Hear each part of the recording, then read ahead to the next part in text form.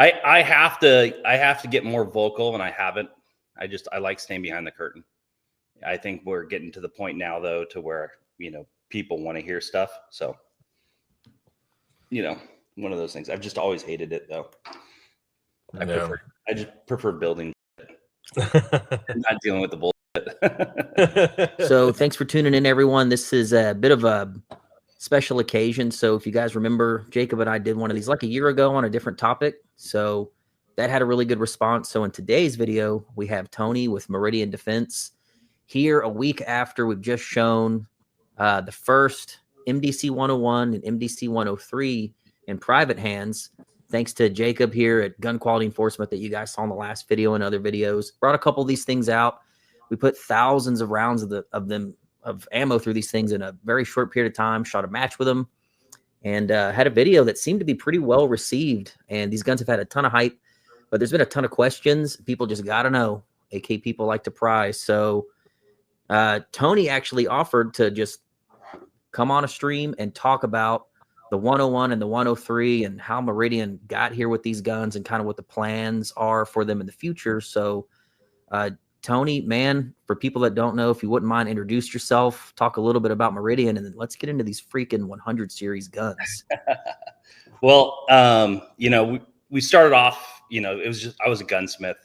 I around with Segas, built random, AKs, all kinds of random guns in the garage. And just, it was it was a passion project for me. And it was to the point to where I had to make a decision. Do I go back to work, for somebody else, or do I try to make something on my own? And it just kind of started kicking off. And, we started with, like I said, Sega conversions, gunsmithing, and added a couple employees. And then it just kind of just started snowballing. And, now we're here. It's chaos, which is crazy. I never thought I'd be here. It was just we started on in this little 10 by 10 room. And, now we're making full-blown platforms, which is really fucking cool. So yeah, how big is your new facility? New facilities, 12,000 square feet. We went from about 3,000 square feet, and then we just moved into a 12,000 square foot building. Got everything. 10 by 10 room to 10 by 10 room. Yeah. No, it was literally just like a little storefront type thing, and it used to be like a paintball store.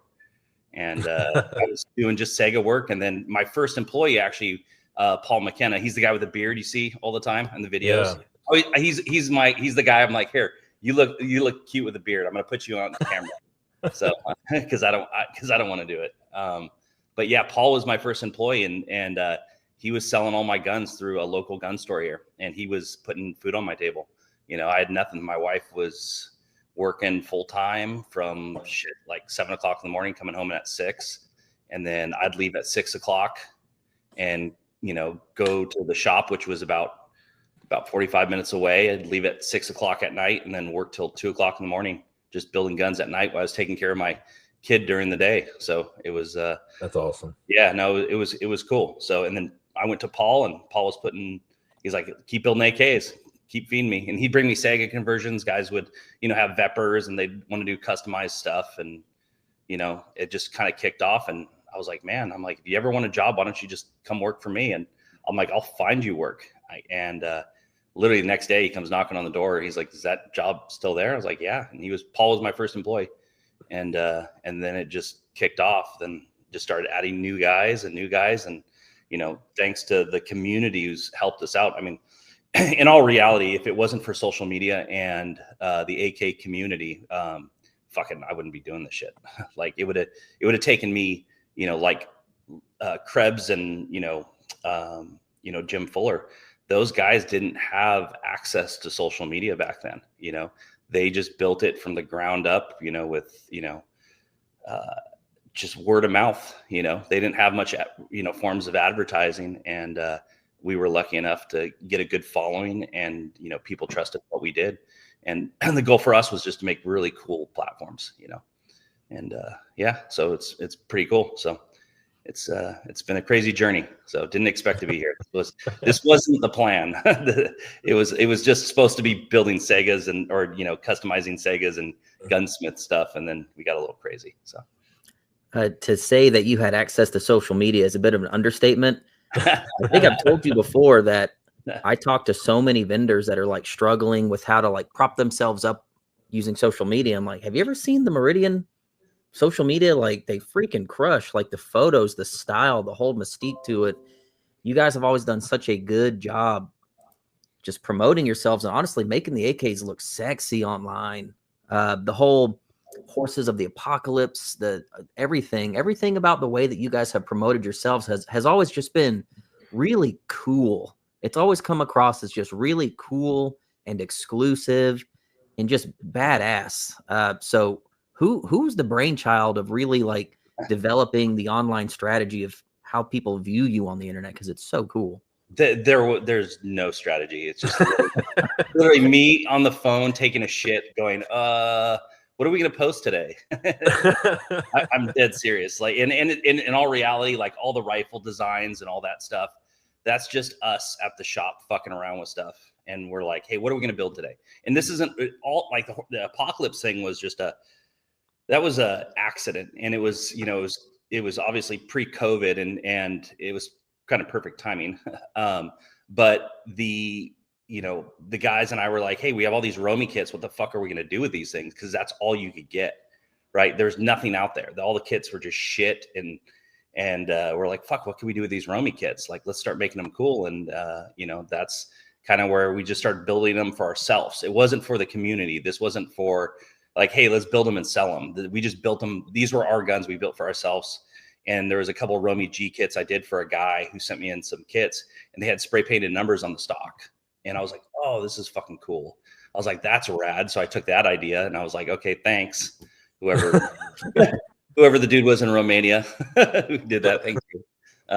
But yeah, so I took that and we just started messing with stuff. And then it just steamrolled and just came into this whole Apocalypse series, which was just random. Like, I mean, in all reality, like the Romy kits, yeah, they're shit, but it's like the internals are still good parts. You know, they're still solid parts you could use. And if you tune them correctly, and, you know, there's obviously a shit ton of work you have to do to that type of stuff. So that was, it was pretty cool. So that's when we went with the Yugo stuff and, you know, made the like war, you know, and then we went 72. Yeah. And then, so yeah, you know, as we just kind of went down and we just kind of came up with these random fucking ideas, and it's the guys at the shop and myself. That's it. Marketing is us drinking beers, fucking smoking cigars, going after work, going, what the fuck are we going to do next? There's no method to our madness. Yeah. Well, so I know I don't want to skip a whole bunch of years, but, you know, people are here now because you've gone through all that, and now you're making 100 series guns, a 103 and the promised 101 that I got to say has completely overshadowed the 103 in my opinion. The 103 is awesome, but I'm kind of a 5.5. I'm kind of queer for 5.56 AKs, and that gun was just awesome to shoot. It was such a cool experience, and I think this is a good point for Jacob for me to bring you in. You kind of set that whole thing up. The whole reason we even filmed that video last week, you and Tony have had, you've had a conversation for 2 years about this. You guys have had a relationship talking on and off about these guns. Well, you decided to talk a couple out of Tony's hands to bring to Texas and just let people beat on them for a full day. They did. And we had like no malfunctions. We had no problems. Everything was great. People were excited. I was excited. It was super cool. So, Jacob, how did you and Tony ended up talking to each other? And because I think it kind of might be your fault that these guns are happening. Is that a true statement? Yeah. Well, I just called him one day. I don't remember what it was, like 2 years ago. I called him. I was like, hey, I got an idea. You know, we won't get into it right now, and Tony just like, hell yeah, let's do it. You know, and so I don't know. I guess we don't really want to get into all that, but yeah, it was very, very, very cool. And then what was it? A couple of months ago, I reached out to you and was like, hey, I think I was going to do an event at Top Gun, and the Shenanigans was the same event, the same time or same weekend. And so I was like, hey, let's just put them in people's hands and shoot them, and test them. And it was a lot of fun, dude. Those guns ran great all weekend. Dude, the smiles that people had, like after shooting that 101 and filling it, is just like, man, that was it. Whatever you do, don't fuck with the gassing, dude. Don't fuck with the please gas. don't. God, it shot so good. You know, I have got a fleet of NATO AKs in the safe, and typically they're always overgassed, like really overgassed and punchy from factory. Yeah. I know I get why they do it, reliability and the whole thing, but this thing, and again, go watch the video so we don't have to focus on it, but we ran the lowest of the low powered steel case to mild 223 brass to hot green tip, ran it all beautifully and ran all mags beautifully when most 5.56 AKs have like a couple mags they like and they don't like anything else. Even that Molot that you had, that's super picky. That works with like one of my guns, and it's $600, and it That's works crazy. with one gun, and it works. So, I just want to get right into it, man. The 100 series, like there's some questions that popped up, but I figured if you want to kind of ramble on, you know, how you started making them, why you're making them, Jacob and I have some questions purely from comments and forums, things that people just want to know more about. So, I guess, why did you start making these things, and what are the plans for them? Well, definitely Jacob planted the seed. He pushed me to do this. So it wasn't, and it would. I thought about it for a bit, and we've always wanted to do production rifles. I just couldn't figure out what the fuck to do, and it was kind of, we're at a point in the company to where it's how long do we want to just do customized stuff, and how do we get ourselves out there and become like a real like name brand, you know, and somebody in the market, and it gives us the ability to, you know, do what we love every day, which is pretty fucking cool, you know? And, you know, the customized stuff is cool. I love it. That's just what I've done. And, but we have to do something that can, you know, keep consistent, you know, and keep the lights on and grow this company. And that was the only thing we could think of, is to actually have a rifle that was a production rifle. And it's like, what do we do as our first production rifle? And, you know, Jacob was like, you got to do the 100 series stuff. You got to do a 101, you know, and that kind of kicked it off. And, you know, here we are today. So it's been a, you know, we went down this road way before, and we were building some of the internal parts 2 or 3 years ago. And we just were trying to figure, the original intention was not going to be for just basic 100 series rifles. The original intention was we were going to build the 100 series parts just so we could have them in-house to do all of our custom shit.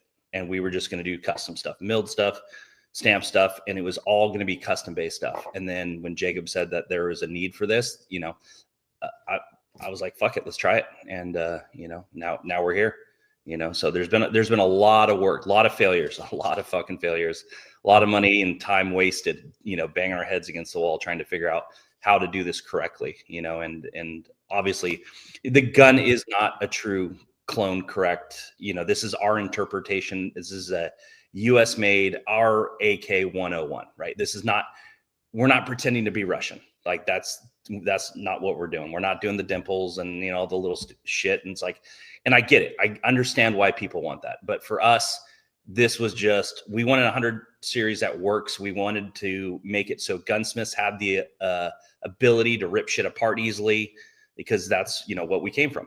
And I hated working on Segas. I hated working on the dimpled shit. I hated fucking re-welding the rears of the receivers and fucking doing all that bullshit. That shit just sucked. So, you know, the biggest thing for us is like, how do we put out a production rifle that will be a solid rifle that people can depend on and that gunsmiths can rip apart and play with, right? Yeah. And that was the goal with this, you know. And then how do we get them in the stores? Because we don't. You walk in the store, like you walk in the store, what AKs do you see on the shelves right now? Like, what are the main ones? PSA and Wasser, and maybe some Yugos. Yeah, and that's it, you know. And you know, you go look at AR-15s, what do you see? Diamondback. Yeah, I mean, you see everything, right? There's everything's out there for AR-15. So it's like, you know, we wanted to put something out that could compete with the market. I wanted to go toe to toe and make a name for ourselves. I want to go toe to toe with KUSA. I want to go toe to toe with Arsenal. I want to go toe to toe with WBP, Zastava. It's like, why aren't there good American companies? Because, you know, all of these companies are, you know, they're Euros that just planted themselves here in the States, and they're slanging, to me, shit to the US market, and that's not cool. And I saw that from a gunsmithing perspective. I was seeing shit come across my table that's like, what the fuck is this? And it just got worse. And I think back in the days, the import market was pretty fucking cool because fucking Vlad over and wherever he was at, it didn't have access to the internet. And so he didn't know, how much the kits were going for over here. Right. And, once they gained access to the internet and once they started seeing the Americans eating up the AKs, then they're like, oh, let's start boosting prices. And that's why you saw, 74 kits going for, back in the days, $50 to $75. Now they're at what, $1,500 for 70 Yeah, kits, easy. right? I was looking at some this weekend. And it's nuts. So it's like, and, in all reality, the Euros have been feeding us third world shit for years, and we've been eating up. We have as a company, we'll take the Romy kits and turn them into crazy shit, which is cool. But, we were as a company just tired of, building on half-ass shit. And that's why we decided to go down this route, and, the goal here is making a really, really solid platform, not skimping on little stupid stuff, and making something reliable and taking the community's input on stuff. We're a company of 15 guys right now. Like we're not like 50 guys with a fuck it, we're not suits like that. That's not us, so we can pivot left and right really easily. So if like the community is like, hey, this sucks, then it's like, okay, cool. Well, let's fucking change it. You know what I mean? If there's something wrong, we need to change it. And we've always come from, the background of, just making really solid quality shit. And then there, you don't need to worry about marketing. You don't have to worry about any of that shit. Just make solid stuff that doesn't suck. And that's the key to it, all of it. Right. And that's what we're trying to do. And again, it's like, we didn't go to school for this. There's no school that teaches you how to build AKs correctly, and how to build a gun company correctly. So we're just literally throwing shit on the wall. Hopefully it sticks. And just trying to figure out, how to make this happen, in this world of AKs. It's a passion of all of ours here. So it's we're gonna do it, and that's we're dead set on making this happen. And we're gonna stumble. We already know that. There's gonna be little things that we're gonna come across, and it's like, oh, that's fucked up. How do you do this? And it's all gonna be a learning experience, But you got to start something. We started in a 10 by 10 room, so. And, now it's how do we get there? And it's, people like you guys who've given us the opportunity to put this stuff out there, and people like you guys who give us input, like changing the gas settings. Like I already was changing the gas settings in my mind. Like I was like, I'm changing it. So, but that's the type of thing that we want. We want guys to communicate with us, tell us what they like, what they don't like, how we can improve upon it. I don't want to just slap a platform out there and like deal with it, suck a dick. You know what I mean? Let's make as much as we can. Fuck you. And that's what these companies do, and that sucks. If only more companies had your passion and outlook, on making good products. Well, it's crazy because it's trippy because you see a lot of these gun companies. I'm not going to bank on a bunch of them, but it's there's a lot of snake oil salesmen, and a lot of people, customers and other companies have got burned by these snake oil salesmen, and that's not cool. That's not how you do business. Everybody wants a solid platform. I'm in this position because people burned me. Like that's really what it is. It's, throughout the years, if I had access to really good parts, I wouldn't be here right now. I probably would have been like, okay, just, being a gunsmith, doing my basics. But it was like, okay, how do we step this up? There's nothing there. And, I have no plan B. There's no backup. I can't go be a doctor after this. Like, this is the final end, this is it. So it's like, how do we take this to the next level and, really be that, that number one gun company as far as AKs are concerned, in the United States. And there has been people who have attempted it, and they've failed, and it sucks. You know what I mean? And they had opportunities to do it. And it's just really, there's one thing, just make quality shit. That's it. That's all you have to do. Just make quality shit and do it right and treat your customers right. Don't tell them to fuck off, Well, I guess one of the main questions I've seen everywhere is, will you sell like spare parts? So it's like trunnions or bolts or your Meridian barrels. triggers. Meridian triggers. Like, are you gonna sell your triggers? And by the way, that enhanced trigger, Yeah. Good. Cool. That's okay. So the trigger on the 101 you like better than the 103. yeah. I mean, yeah. So we couldn't outrun the 101 trigger. Okay, so the 103 was the one you did test. The 103 is the one you did testing on, Clay. So when you did testing, you ran the 103 in your video. So that trigger was the 103 trigger. So the 101 was a different trigger, Clay, that you haven't shot yet. Got it. Yeah, we couldn't outrun it as hard as we tried. Nice. Yeah, the 103 I could outrun for sure. Cool.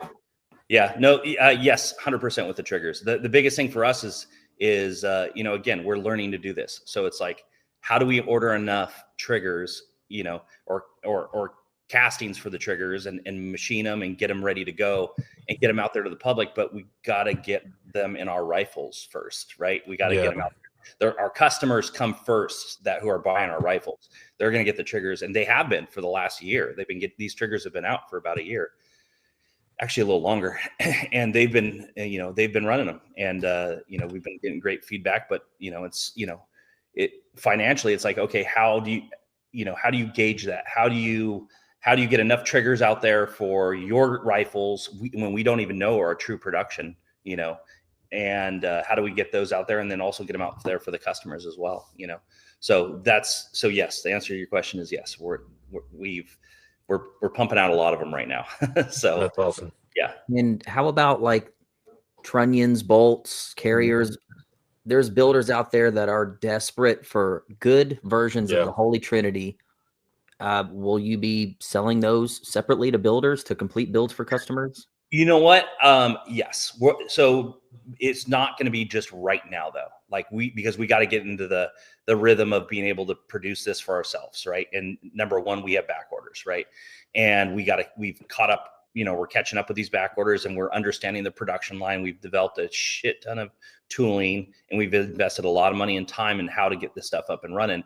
But just like the triggers, until we can actually keep up with production for the rifles, right, then we can start releasing them, right? And I don't want to prematurely release them as well.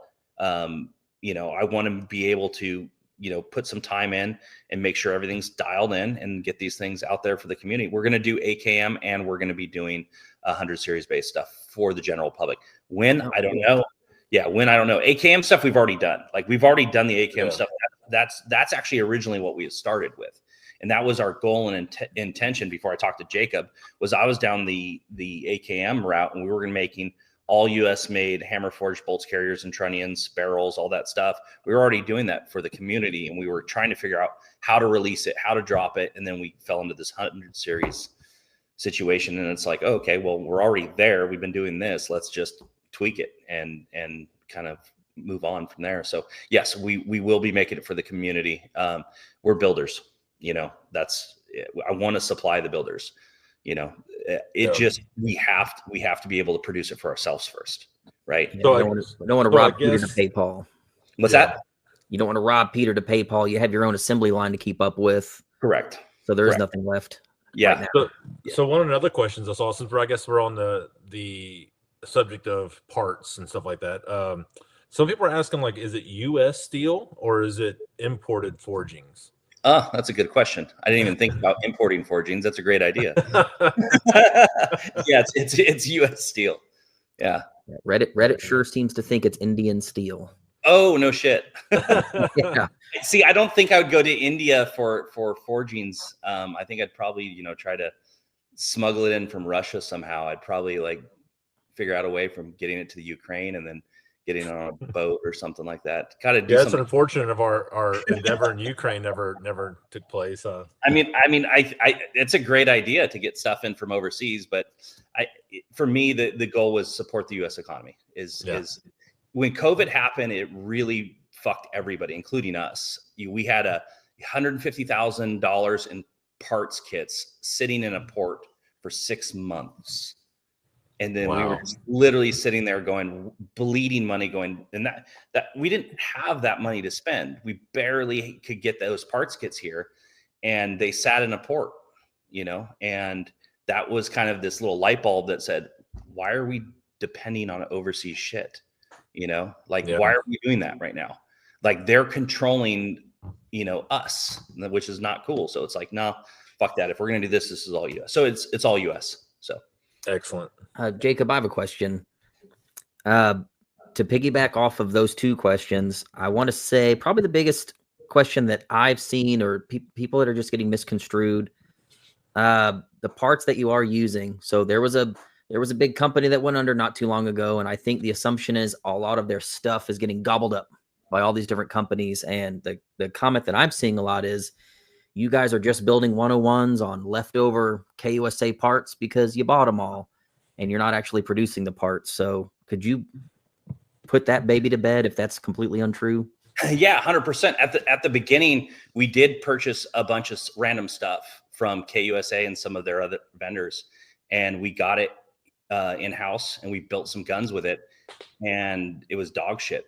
Like, it was, in our mind, that was, kind of the original intention with this, is like, oh, if they dropped the ball and left some random shit, like, let's pick it up and use it. And we even got some stuff directly from KUSA right before they bailed, and they burned us on that. And they left us with a shit ton of really bad parts. And most, we lost, fucking close to $100,000 and just shit they delivered to us.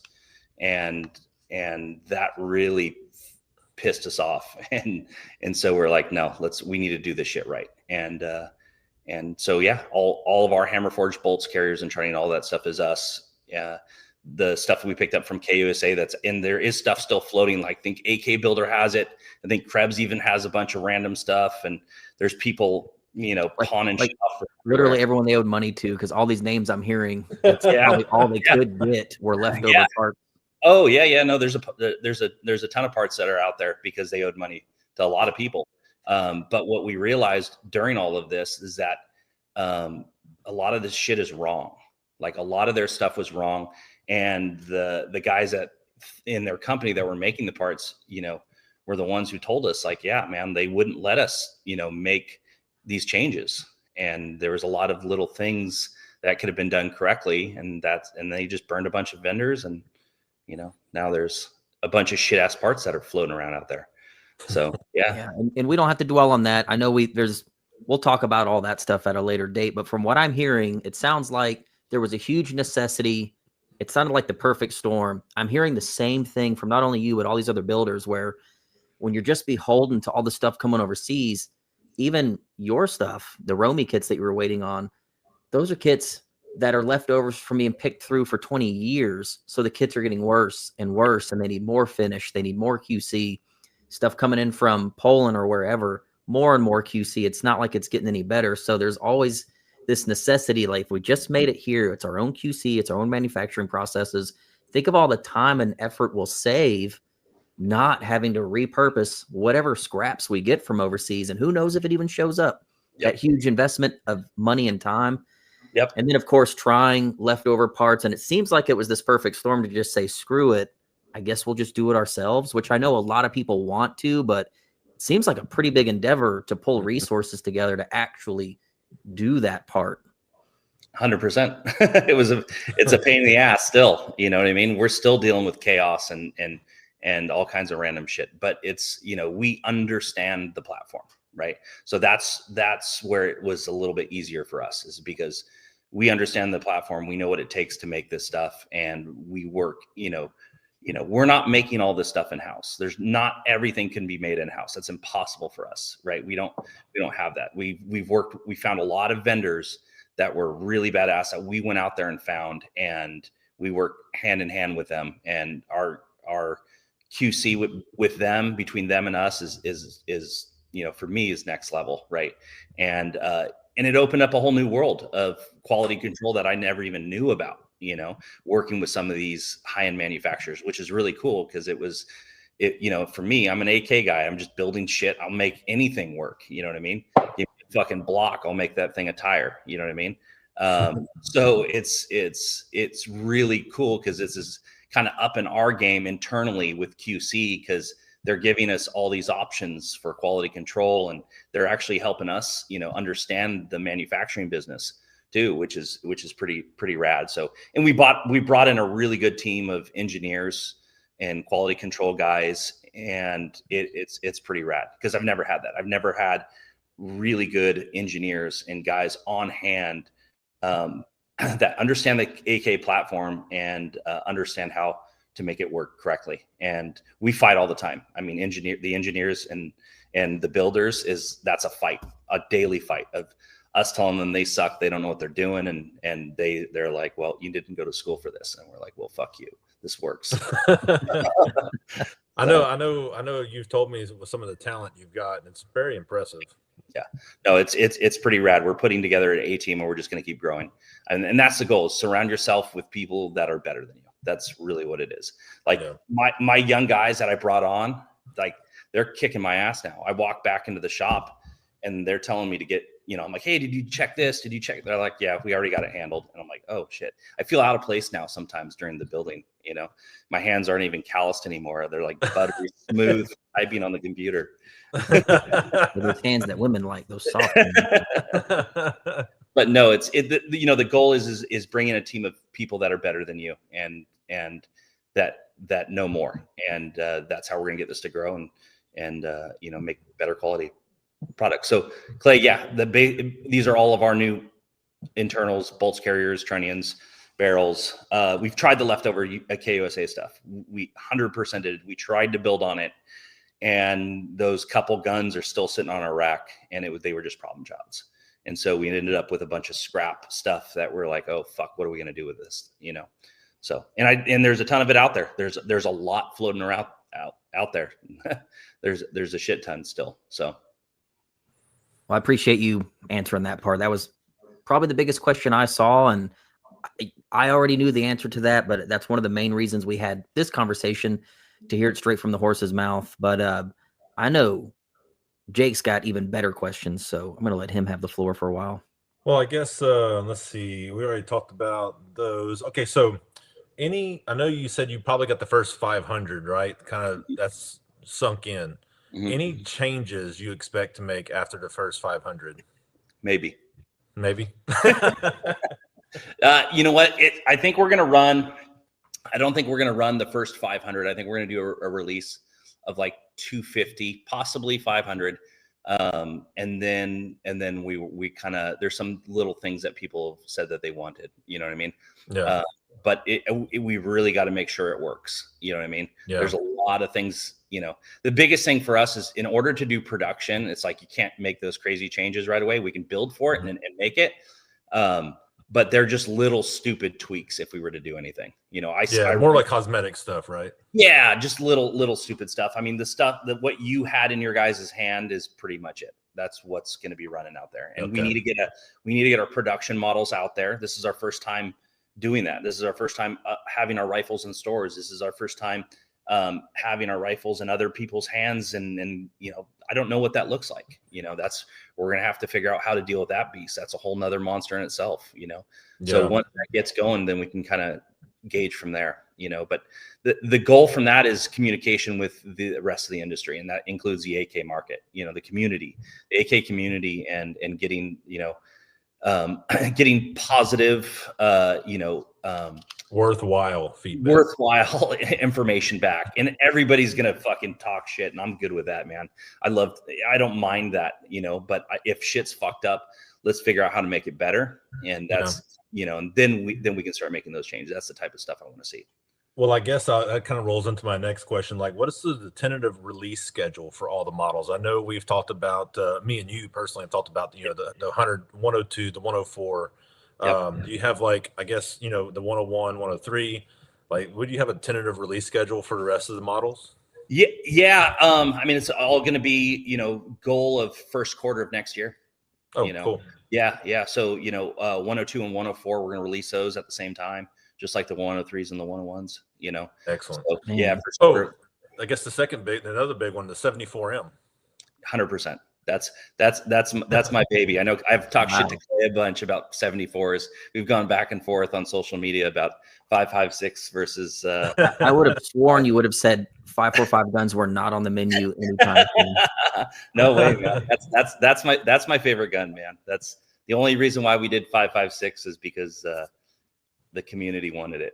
It's a necessity AK. It's a some people call it a coping, whatever you want to call it. I feel like 5.56 AKs have kind of been keeping AKs alive in this country for the time being. Yeah. We all want 5.45 and 7.62. I think 5.56 is a good pacifier to allow you to shoot and enjoy the platform without worrying about where that next box of ammo is going to come from. But I agree, 5.45 is the GOAT. I'm agreeing with you. We just need US companies to step up and start making 7.62 and 5.45. That's really what we, as the AK community, needs to start pushing on, is getting these, ammunition manufacturers to start making that. You don't sound busy. Just add it to your board back there. Yeah, roadblocks, 5.45 ammo. I mean, in all reality, they have the ability to do it. They just don't want to do it. There's not enough demand for it, right? No. But that's also up to us as a community to create that demand. You know what I mean? A lot of people are stuck in, the 2 cents a round era. That's never coming back. No, it'd be rad. But it would be rad, but that's just never coming back. No, but it goes back to all the import stuff, with the access to information now. And we were able to get away with, getting a lot of cheap shit from overseas because they didn't know what we were charging for it over here.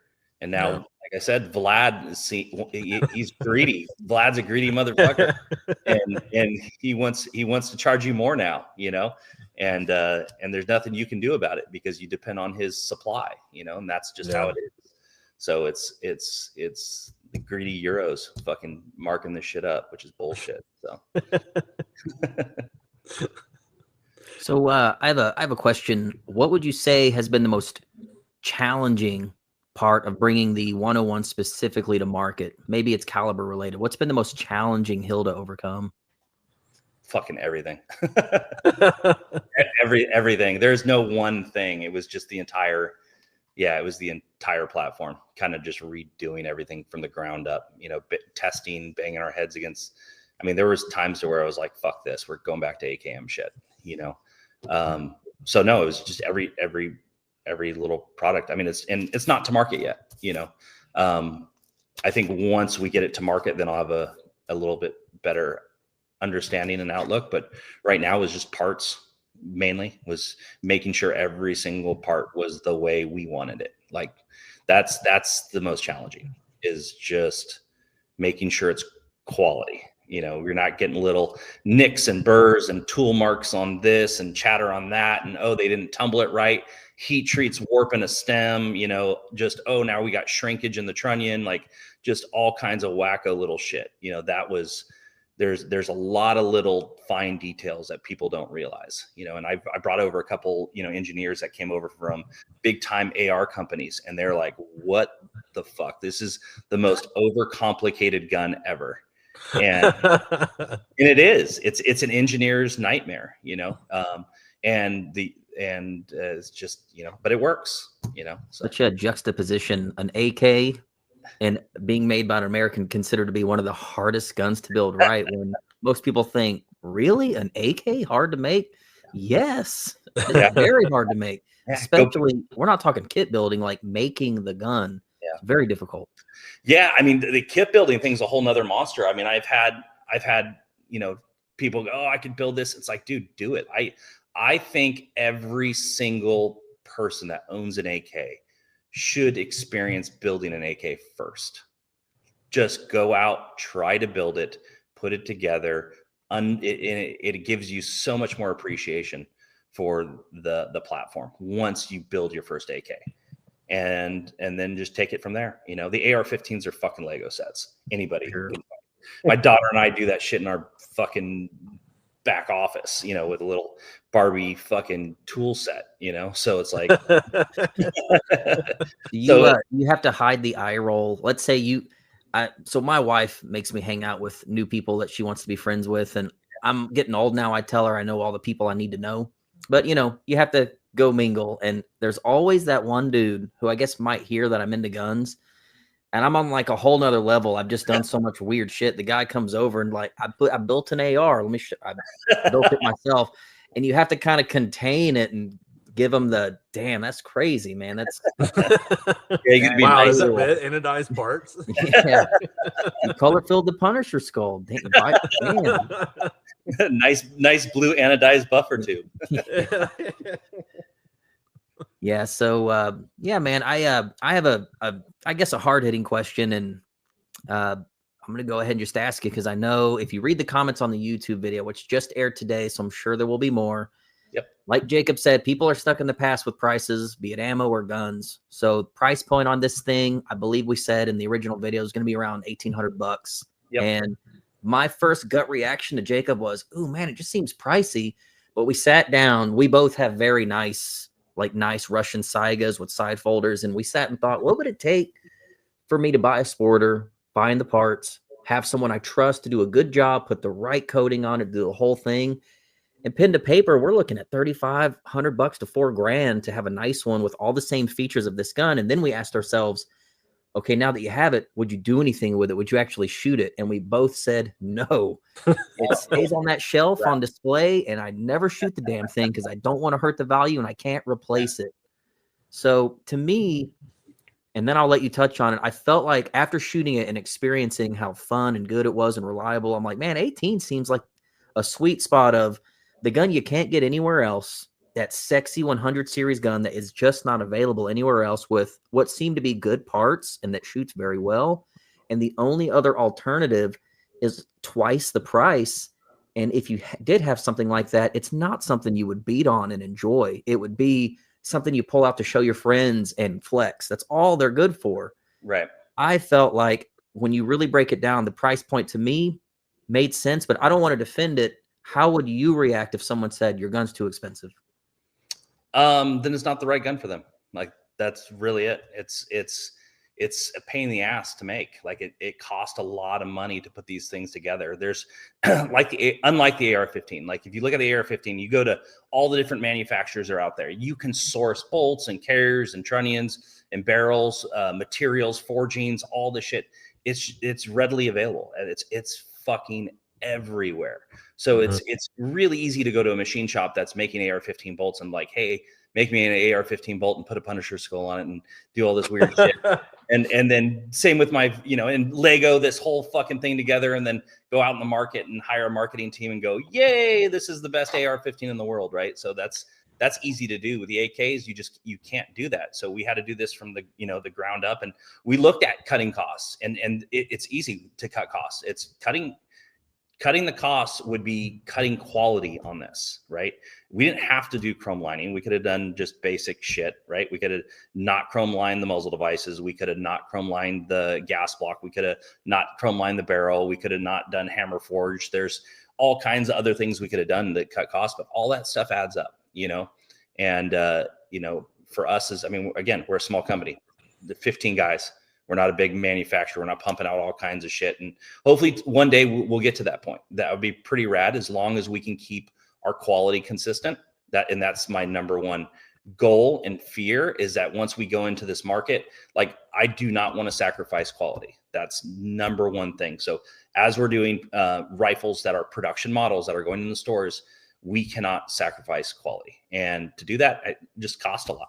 That's really what it is. It's quality control, materials, heat treat, all the stupid little stuff that people do not see or understand, because, we were getting AK parts, right, from overseas, and all of those factories were all government funded. So that shit was, and they had, Vlad's sister sitting there fucking making parts, right, and putting these things together for pennies, And, so overseas, it was really easy to make cheap shit, and good, because they didn't have like EPA shit. They didn't have all these rules and regulations and all that crazy stuff. So they could make some really cool, toxic, nasty shit and send it over here, and we'd have good parts that would work. So in order to do it in the US market, you got to spend a little bit of money, and we're realizing that. So it's, you gotta spend money, and that's really where it's at. And we 100% could cut costs. I mean, we can make a lower end model, and if that's what people want, they want something that's, not necessarily saying lower quality, but if somebody wants less stuff, they're like, oh, I really don't care if it's chrome lined. You know, if they want just nitride to barrel, if they want they're not worried about the muzzle device being chrome line. They want to just, nitride or black oxide. That's something we can do, and we'll listen to the community. And if that's something that we can do and they want, then sure, we'll do it. That might be something down the road that you can look into, is like a DIY model. Yeah, possibly. My thing though coming out was like, I wanted, I pushed for the chrome line muzzle device. I love how the chrome bleeds over the muzzle. That was cool. Device. That was cool. Very cool. Yeah, that was one of the nerdy things I really wanted, was to see the bleeding out, and then and then same with the front of the 24 millimeter, right? And you could see, I mean, obviously pictures you showed with all the rounds through it. I mean, that wasn't even many rounds, but I mean, you saw the carbon buildup on the front end. That was, that's the reason why it's chrome line. And same with the gas block, and same with the barrel and all that stuff. So we could have cut costs 100%, but I didn't want to do that. That's not who we are. The goal with us is always putting out top line shit. I think that we had that conversation that night at the ranch, and we had like an hour-long conversation. That's one of the things that stood out to me. Was you said you told some of your employees that night, or whenever it was, how do you get to that next level of quality? How do you, we don't want to keep doing what was been doing. We want to go to that next level. And that's just I think that's a really good point to make. This is not a big company that's pumping out stuff for profit margins. You're wanting to put out a good product. 100%. Yeah. And that we had to make a decision as a company. It's like, when we go into the, the dealer realm or distributor fucking realm, like, what product do we want to put out there? And we could put out a cheaper AK. But I don't want that. And that's the biggest thing with any of our rifles. It's build the gun for you, like for me. Yeah. And when you're done with that rifle and it's built, if you don't want it, then you're putting out shit, For me, it's like, at the end of the day, if I build it and I go, fuck yeah, I want this. Sorry, customer's not getting it. It's going home with me. Then you've done a good job. And that's what I want with every single rifle. That's why I couldn't build guns, because I would just keep them all. I've called customers and told them that a couple times. Sorry, you're not getting this. I'm going to build you another one. Like, I got a big ass shop, and I'm like, man, maybe I should get into the AK building. I'm like, yeah, I'll just stack up AKs in my office here. You should. I again, like I said before, it's something that everybody needs to learn. They need to experience the pains. Yeah. They need to experience the fuck ups, and then they go, oh shit, this is crazy. Or you do it like me, and I jumped into it and I experienced the pains and fuck ups, and just, it was a hobby that turned into a business, So, and then got creative. So, but yeah, there's a lot of things that we could do to kind of half-ass it and get a cheaper gun, but I don't want to see that. That's not what we stand for. So just pump out exactly what you sent this past weekend, and there will be no problems. Well, it's funny, because in my mind, as you were doing that, I'm already thinking of ways of making it better. So I got a couple little things we're going to tweak on it that can improve upon it. So that's why I wanted those things back, because I wanted to see them. So yeah, the base core components, all the base core components, they're all done. They're all ready to go. It's just little stupid tweaks, Yeah, and I didn't clean them. That's good. That's we were that close to cleaning them. I was this close. I had my rag and everything. I had my ballistol. I'm like, I'm about to clean this sucker so we can really look at him. You were like, don't do it. No, yeah. Well, I mean, I want to see the wear. That's the biggest thing for me. I enjoy ripping this shit apart and, go full blown, science mode on this thing and figuring out, what's wrong, what can we improve upon. And that's stuff that we'll be doing down the road too, is I really want to get some heavy torture tests going with these things.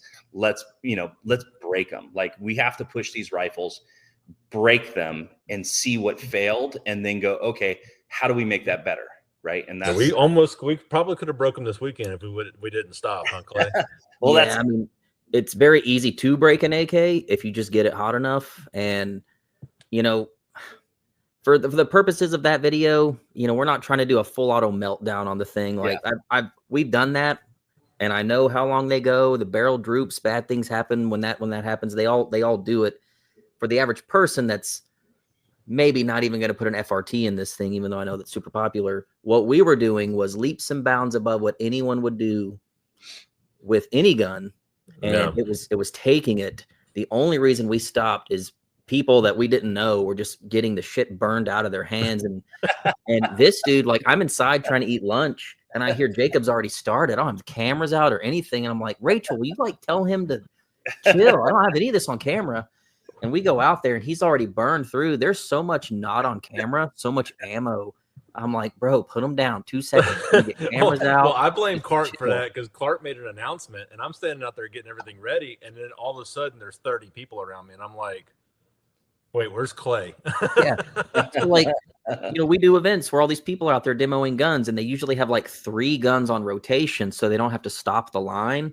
We had 1 of each.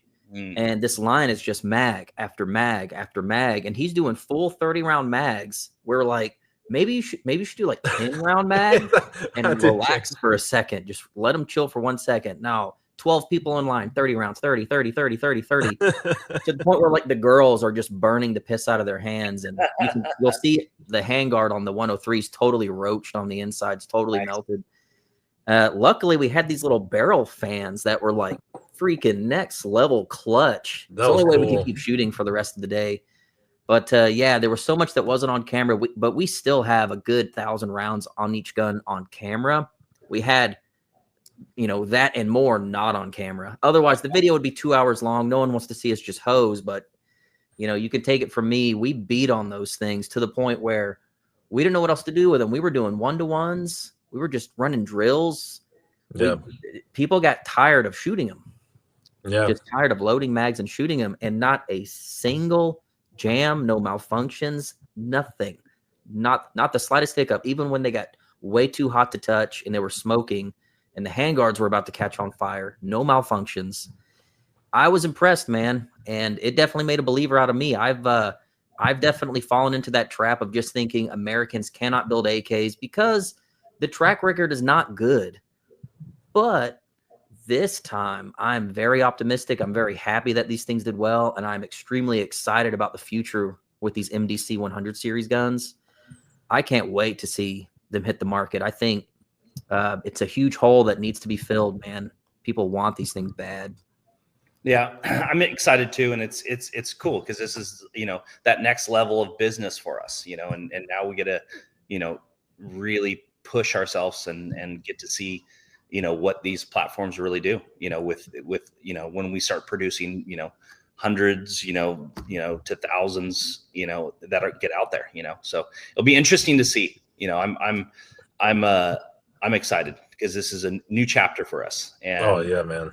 And that's the fun thing, that's where the creative side kicks in. And then now we got, ideas wise for the future. This is just kind of sparked all kinds of different ideas. So we got I got a whole Zenico set front here, right here for that 101.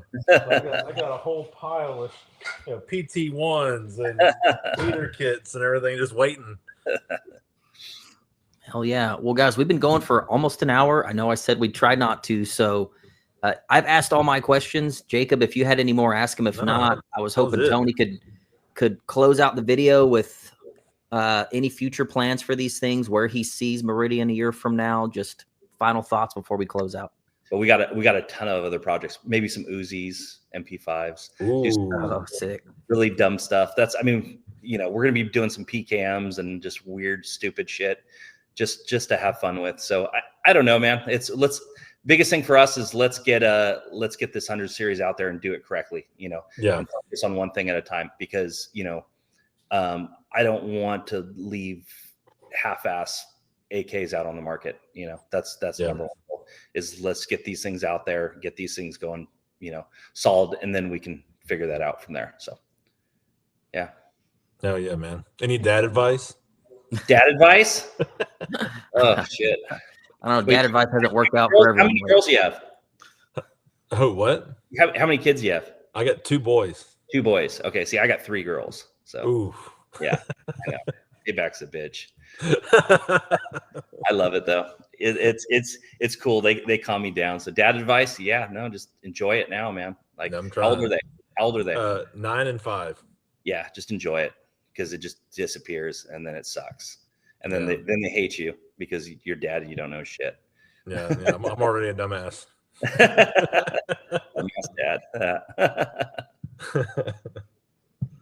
Heck yeah. So yeah, well, well, again, I appreciate you guys for this, because again, without your guys' support and doing this shit, like, we wouldn't know how the community reacts. We just throw it out there, so again, it's because of people like you guys, it gives us the opportunity to get our shit out there and get it in front of people's faces. So again, both of you guys, thank you very much. Anytime, dude. Thank you. Thanks for dealing with us being such a pain in the ass. we need people like you to try to keep this community alive, and sometimes this community is very hard to keep alive. And so yeah, you're putting in a lot of hours, and I think hopefully it'll interest a few more people. If anyone watches this video or the last video and they think, man, AK seem kind of neat, and they go out and just buy one from anybody, that's like a win that keeps that person more interested, because that's a stepping stone. It'll lead them to a mid-range, a top tier AK. Everyone's got to start somewhere. So if anything, people like you, people like Jacob and his page or this YouTube channel, if one person gets interested, I mean, that's hopeful. They'll talk to two of their friends, and it'll go on and on and on. So yeah, man, I appreciate you guys coming on. Tony, thank you so much for your time. I know you're a busy guy. Jacob, thanks for always helping facilitate all this. Hey, no problem. You really are a mover and a shaker, dude. So, and thank you all for watching. And maybe we'll do this again live sometime. That would be cool. That's what I'm talking about. Get roasted live. All right, everyone. We'll see you next week. Take care. Bye. Thanks, guys. Later.